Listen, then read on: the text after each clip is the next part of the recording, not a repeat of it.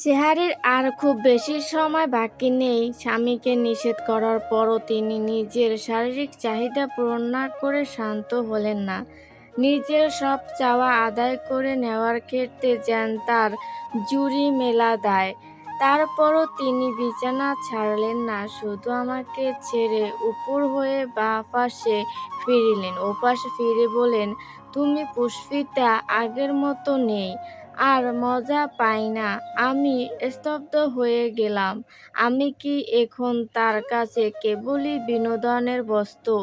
এই বাড়ির বড় বউ আমি। বিয়ে হয়েছে প্রায় 6 বছর। শাশুড়ি নিজে পছন্দ করে আমাকে এই বাড়িতে এনেছিলেন। কত আদরের বউ ছিলাম তখন। স্বামীকেও আমার রূপের প্রশংসা কখনো কর্ণপাত করতে না।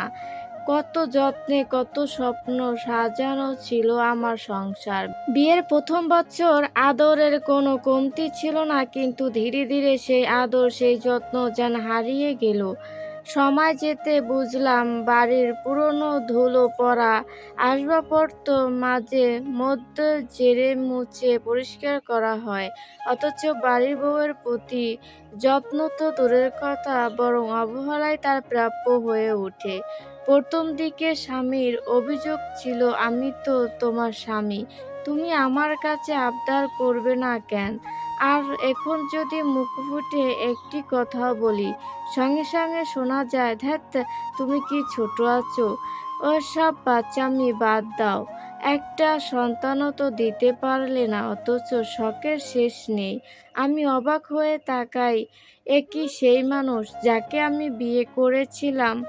আমি চাহিদাহীন মধ্যবিত্ত ঘরের মেয়ে, পারিবারিকভাবে বিয়ে হয়েছে। বিয়ের সময় আমার পরিবার কেমন সব জেনে শুনে তো এই সম্পর্ক স্থির হয়েছিল, অথচ এখন সামান্য বিষয় শুনতে হয়, তোমার বাপের তো মুরত হলো না আমার ছেলেকে কিছু দেওয়ার। আমি চুপ করে সহ্য করি, আর উপায় বা কি? শাশুড়ির চোখে এখন আমি দোষের আধার, যেন আমি সারা পৃথিবীর সবাই পবিত্র। শ্বশুরমশাই মাঝে মধ্যে আমার হয়ে দু একটি কথা বলতে এলে শাশুড়ি ও ননদ মিলে তাকে থামিয়ে দেন। আমার একমাত্র ননদ বয়সে আমার চেয়ে বড়, তার বিয়েও হয়নি এখনো, অথচ খাওয়ার পর নিজের প্লেটটুকু ধুতে বললেও পুরো বাড়ি আমাকে কথা শোনাতে এক মুহূর্ত দেরি করে না। আমাদের সন্তান হচ্ছে না। আমি একদিন সাহস করে স্বামীকে বলেছিলাম, সমস্যাটা একবার ডাক্তারের কাছে দেখানো দরকার। তিনি উত্তর দিয়েছিলেন, সমস্যা যদি তোমার হয় তাহলে এত ডাক্তার দেখিয়ে কি হবে? সেদিনও চুপ করে ছিলাম। এই বাড়িতে আরও দুজন বউ আছে, তারা শিক্ষিত, বড় ঘরের মেয়ে, তাই তাদের কদরও বেশি। দিনরাত এতজন মানুষের রান্নাবান্না একাই সামলাই। এখন রোজার মাস, কাজের চাপে নামাজ পড়াও অবসর পাই না। কোরআন শরীফ হাতে নিতে গেলেই শাশুড়ির যেন নানান আপত্তি শুরু হয়, তবুও মুখ বুজে পড়ে থাকি। নারীদের জীবন কি তবে এমনই অবহেলার? ইদারিং মুরাদ আমার সঙ্গে ঠিকমতো কথাও বলেন না। তার ব্যবসার জন্য টাকা দরকার। আমার বাবার ভিটেমাটি বিক্রি করে দিতে রাজি হইনি বলেই হয়তো তিনি দূরত্ব বাড়িয়েছেন। আমি শব্দ করি না, ক্ষত লুকিয়ে রাখি, তাই তার বিষাক্ত আচরণ বাহিরে কেউ টের পায় না। কিন্তু এখন সবকিছুই অসহ্য লাগছে। পুষ্পিতা ঘড়ির দিকে তাকালো, আবার উঠতে হবে রান্না করতে। এই বাড়ির একেকজন একেক সময় খায়। সব কাজ শেষ করে সবাইকে খাইয়ে নিজের বিছানায় ফিরতে ফিরতে রাত 1টা বেজে যায়। তার উপর স্বামী রোজা কখনো রেখেছেন কি না জানা নেই। দুপুরে তার জন্য আলাদা করে খাবার রান্না করতে হয়। বাসায় এসে খেয়ে যায়। সেদিন বললাম, তুমিও তো রোজা রাখলে পারো। সঙ্গে সঙ্গে শাশুড়ি বলে উঠেন, আমার ছেলেকে কত আদর যত্নে মানুষ করেছি জানো, সে কি রোজা রাখতে পারে? কত পরিশ্রম করে ছেলেটা, রোজা রাখা কি সম্ভব? আমি সেই কথারও জবাব দিলাম না। জীবনটা আর আমার জীবন রইল না। সুখী দাম্পত্য জীবন জাহান্নামে বদলে গেল। একদিকে স্বামীর চাহিদা, অন্যদিকে রান্নায় সামান্য দেরি হলো শাশুড়ির তিরস্কার। কখনো কখনো মনে হয় আমি কি মানুষ, নাকি কেবল দায়িত্ব আর চাহিদার ভারে চাপা পড়ে থাকা একটা নামহীন অবহেলা। সকাল থেকে একটানা কাজ করেই যাচ্ছি। আজ বাড়িতে বড় করে ইফতারের আয়োজন, মুরাদের বন্ধুরা আসবে। শাশুড়ি বারবার এসে তাগাদা দিচ্ছেন, এতক্ষণ লাগে নাকি? এত খাও, শরীরের জোর কোথায় যায়? কথাটার বেলায় তো গলার জোর কমে না। আমি চাইলে উত্তর দিতে পারতাম, কিন্তু এই সমাজে যুক্তির কথা বললেই মেয়েদের বেয়াদব উপাধি পেতে হয়, তাই চুপ থাকাই শিখেছি। সন্ধ্যার পর বাড়ি ভরে গেল মানুষে। মুরাদের বন্ধুর মধ্যে একজন নারীও এসেছে।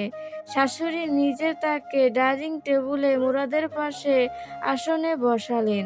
কত আন্তরিকতা, কত যত্ন! সেই দৃশ্য দেখে আমার বিয়ের প্রথম দিকের দিনগুলোর কথা মনে পড়ে গেল। তখন আমাকেও এমন সবার সামনে যত্ন করে বসানো হতো। আরও একটু লক্ষ্য করে দেখলাম মুরাদের দৃষ্টি বারবার সেই মেয়েটির দিকে যাচ্ছে। তার খোঁজখবর নেওয়া যান শেষ নেই, অথচ কখনো তো বলেনি তার এমন কোনো ঘনিষ্ঠ বান্ধবী আছে। ৬ বছরে এই প্রথম মেয়েটিকে দেখলাম আমি। খাওয়া শেষে সবাই বসার ঘরে গল্পে মেতে উঠল। মুরাদের ২ বন্ধুর স্ত্রীও এসেছেন, তাদের সঙ্গে টুকটাক কথায় জড়িয়ে গেলাম। মেয়েদের এক অদ্ভুত স্বভাব, মনের কথা বলার মতো কাউকে পেলে কথা জানার থামতে চায় না। বাড়ির অন্যরাও এসে আমাদের সঙ্গে যোগ দিল। হঠাৎ খেয়াল করলাম যে শাশুড়ি আমাকে বসে থাকতে দেখে বিরক্ত হন। আজ তিনি সম্পূর্ণ নীরব। আমি কাজ ফেলে বসে গল্প করছি, তবুও তার কোনো আপত্তি নেই। অদ্ভুত লাগলো। আমি সবার মাঝখান থেকে উঠে বললাম, তোমরা বসো, আমি একটু আসছি। নিজের ঘরের কাছে গিয়ে কেমন যেন অস্বস্তি হলো। দরজার ফাঁক দিয়ে সামান্য আলো বেরোচ্ছে। অকারণ কৌতূহলে উঁকি মারতেই শরীর জমে গেল। দেখলাম মুরাদ সেই মেয়েটিকে পেছন থেকে জড়িয়ে ধরে তার পিঠে চুমু খাচ্ছে। এক মুহূর্তের পৃথিবী যেন স্তব্ধ হয়ে গেল। বুকের ভেতর চিৎকার আটকে গেলেও শব্দ বের হলো না। দ্রুত সরে দাঁড়ালাম সেখান থেকে। ঠিক তখনই শাশুড়ির ডাক ভেসে এলো, কোথায় গেলে? চোখের জল আর ভাঙা চিৎকার গিলে নিয়ে শান্ত গলায় বললাম, আম্মা আসছি। স্বামীর পরকীয়ার বিষয়টা জানার ১ সপ্তাহের মধ্যেই জানতে পারলাম আমি মা হতে চলছি। তবে জীবন থেকে একটা জিনিস শিখলাম, কিছু সত্য নিজের ভেতরে রাখাই ভালো। এই ১ সপ্তাহে স্বামীর সঙ্গে আমার তেমন কোনো কথা হয়নি। নিজের রুমে যেতেও কষ্ট লাগতো। চোখের সামনে বারবার সেই নোংরা দৃশ্যগুলো ভেসে উঠত। তার থেকেও কষ্টের বিষয় ছিল এই বাড়ির সবই জানতো ওই মেয়ের সঙ্গে আমার স্বামীর সম্পর্ক আছে। খুব শীঘ্রই নাকি তাকে বিয়েও করে ফেলতে পারে। অথচ আমি কিছু জানতাম না। আজ সকালেও শরীর খারাপ নিয়ে ঘুম ভাঙল। আমাদের ফ্ল্যাটের ছাদে একটা ছোট রুম আছে, সেখানে একজন মহিলা থাকেন, নাম লিলি। তার পরিবার বলতে তিনি নিজেই। ছাদে গেলে প্রায় তার সঙ্গে আমার কথা হয়। আমার দুঃখ বোঝার মতো একজন মানুষ যেন তিনি। সকাল সকাল অসুস্থ শরীর নিয়ে বাড়ির সবার কাপড় ধোয়ার দায়িত্ব পড়ল আমার ওপর। ছোট যা তার স্বামী আর বাচ্চার কাপড়গুলো আমার হাতে দিয়ে বলল, ভাবি আমার শরীরটা আজ খুব খারাপ, আপনি যদি আমার মেয়ে আর আপনার দেবরের কাপড়গুলো ধুয়ে দিতেন। আমি বললাম, আজ আমার নিজের শরীরটাও ভালো না, কোথা থেকে যেন শাশুড়ি এসে বললেন, ছোট বউয়ের তো বাচ্চা আছে, সে এত কাপড় ধুলে বাচ্চারও জ্বর এসে পড়বে, আর সে বাচ্চা সামলাবে না। তুমি তো আজাইরা আছো, কাজ করলে কি হাত ক্ষয় হয়ে যাবে? তোমার বাপ মা কি তোমার হাতে সোনা বেঁধে দিয়েছে নাকি? শেষ পর্যন্ত খারাপ শরীর নিয়েও কাপড় ধুয়ে ৫ তলা সিঁড়ি বেয়ে ছাদে উঠলাম আমি। একটা সিঁড়িতে পা রাখি আর বুকের ভেতর একটুকু আর্তনাদ জ্বলসে উঠে। কাপড় মেলে ফিরে আসছিলাম, হঠাৎ ছাদের সেই মহিলাটা আমাকে ডেকে বললেন, ভাবি ভেতরে আসেন। কয়দিন ধরে আসেন না আপনি? আপনার সঙ্গে তো কথাই হয় না। আপনাকে খুব অসুস্থ লাগছে। আমি না চাইতেও তিনি জোর করে আমাকে তার ঘরে নিয়ে গেলেন। এর আগেও তিনি বলেছিলেন, কিন্তু আমি যাইনি। আজ তার ভেতরের ঘরে বসলাম। ভেতরে গিয়ে দেখলাম একটা তাক ভরা সারি সারি সিঁড়ি। অবাক হয়ে জিজ্ঞেস করলাম, এসব কি বোন? তিনি শান্ত গলায় বললেন, বিষ, নানা রকম বিষ। আমি অবাক হয়ে তার মুখের দিকে তাকিয়ে থাকতেই তিনি বললেন, আমার বাবা গ্রামের কবিরাজ ছিলেন। নানা ধরনের গাছপালা দিয়ে বিষ আর বিষের প্রতিকার বানাতেন। এসব অনেক কাজে লাগে, কখনো মানুষকে বাঁচাতে, কখনো মারতে মারতে। সে আমায় তার বারান্দায় নিয়ে গেল। একটা অদ্ভুত সুন্দর ফুলের গাছ দেখিয়ে বলল, সুন্দর না? হ্যাঁ, অনেক সুন্দর। এই ফুলের নাম ওলিয়ান্ডার। এই সুন্দর ফুলটা থেকে বিষ তৈরি হয়। যাদের হাঁপানির সমস্যা আছে তাদের জন্য মৃত্যু নিয়ে আসে এই ফুলের সুবাস। আমি চুপ করে রইলাম, তাকিয়ে দেখলাম সেই ফুলটিকে ভালো মতো। রুমে গিয়ে ঘড়ির দিকে তাকিয়ে বেশিক্ষণ বসতে পারলাম না। বাসায় গিয়ে রান্নার আয়োজন করতে হবে, নাইলে আবার শাশুড়ির বকুনি শুনতে হবে। বাসায় গিয়ে আবার অবাক হলাম, মুরাদ এসেছে, সঙ্গে তার মেয়ে বন্ধুকে নিয়ে। তবে এবার আর লুকিয়ে নয়, বউ করে কোর্ট ম্যারেজ করে এনেছে। মুহূর্তের মধ্যেই সবাই তাকে আপন করে নিল আর আমাকে পর করে দিল। ঘরটা হঠাৎ খুব ছোট মনে হতে লাগলো পুষ্পিতার। চারদিকের দেয়ালগুলো একটু একটু করে তার দিকে এগিয়ে আসছে। কেউ তাকে কিছু জিজ্ঞেস করলো না, কেউ তাকাও না ঠিক মতো। পুষ্পিতার দরজার পাশে দাঁড়িয়েছিল কিছুক্ষণ। তার মনে হচ্ছিল সে যদি এখনই অদৃশ্য হয়ে যায় তবুও হয়তো কেউ টের পাবে না। মুরাদ একবারও তার দিকে তাকালো না, যেন চোখে চোখ পড়ে গেলে কোনো অস্বস্তিকর সত্য সামনে চলে আসবে, আর সেই সত্যটা এবারে কেউ দেখতে চায় না। পুষ্পিতার বুকের ভেতরটা ধীরে ধীরে জ্বলে উঠে। রাগ, অপমান, লজ্জা, অসহায়তা সব পুরায় তাকে।